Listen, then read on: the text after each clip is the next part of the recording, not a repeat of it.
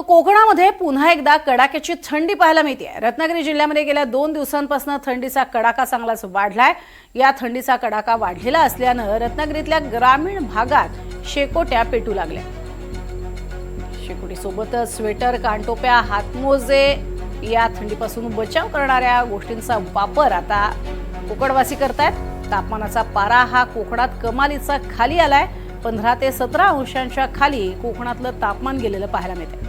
गेल्या काही दिवसांमध्ये 6 अंशांनी तापमानाचा पारा घसरलाय आणि याचाच आढावा घेतलाय आमचे प्रतिनिधी राकेश गुडेकर यांनी। गेले 4 दिवस रत्नागिरी जिल्ह्यात थंडीचा कडाका जो आहे तो वाढलेला आहे। मध्यंतरी थंडी काहीशी कमी झाली होती, मात्र पुन्हा एकदा थंडी जी आहे ती या ठिकाणी वाढू लागलेली आहे आणि या थंडीपासून बचाव करण्यासाठी नागरिक शेकोटीचा ठिकठिकाणी आधार घेताना देखील पाहायला मिळतात। त्याचप्रमाणे या थंडीपासून बचाव करण्यासाठी मफलर, टोपी, गरम स्वेटर असतील ते देखील बाहेर पडलेले आहेत। आपण सध्या निवळी इथे आहोत आणि या परिसरातील ही दृश्य पाहतोय। उन्ह देखील वर आलेले आहेत आणि तरी देखील थंडी काही कमी होत नाही आहे। आपल्यासोबत इथले काही नागरिक देखील आहेत। काय नेमकं सांगाल, तुमचं नाव काय आणि कशा प्रकारे तुम्ही थंडीचा आस्वाद घेत आहे? निवळकर, निवळीतला रहिवासी आहे। थंडी तर खूप पडते।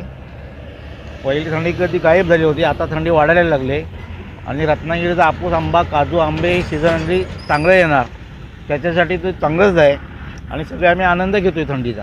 कोकणामध्ये खूप थंडी आहे, तर ह्या थंडीचा आम्ही आस्वाद घेत आहोत आणि पीक पाणी जर ह्या थंडीच्या वातावरणामुळे चांगलंच येणार आहे। तरी काही शेतकरी आंब्याच्या आणि पिकामुळे आम्ही आनंदित आहोत, पण आम्हाला आता जो हा थंडीचा जो माहोल आहे त्याच्यामुळे आम्ही आनंद घेतोच आहे, पण आम्हाला ह्या थंडीचा पण भरपूर त्रास होतो आहे।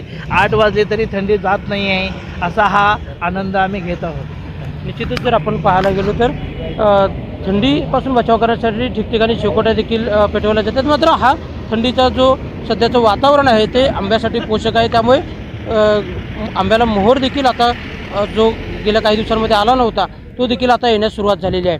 राकेश गुडेकर, NDTV मराठी, रत्नागिरी।